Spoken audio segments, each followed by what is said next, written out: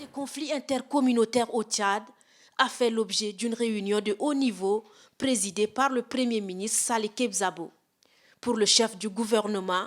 le récent cas dans le monde de l'âme est de trop, donc inadmissible. Il faut donc des solutions rapides et durables car le sang des Tchadiens a trop coulé. Cette situation est gérable, c'est pourquoi il faut s'investir à un haut niveau pour la remédier définitivement. Des instructions ont été données pour la mise sur pied d'un comité chargé d'organiser une conférence sur la cohabitation pacifique qui regroupera tous les acteurs à la base des conflits. Ce comité doit réfléchir sur des solutions concrètes qu'il présentera dans un bref délai au Premier ministre en vue de l'organisation de ces assises d'ici un mois. Nous avons été instruits pour préparer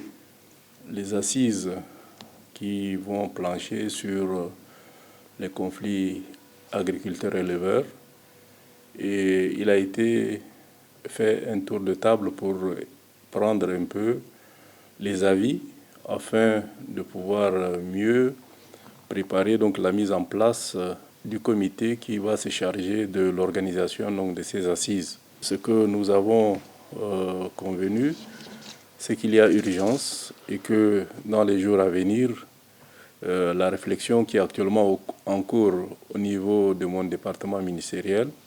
nous permettrait donc d'avoir très rapidement à configurer le comité en charge de l'organisation donc des assises et de projeter la tenue donc très rapide de ces assises qui constituent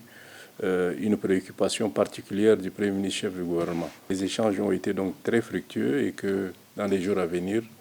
naturellement, nous aurons le comité mis en place et probablement donc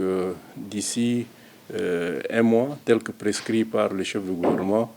les assises peuvent être donc organisées en fonction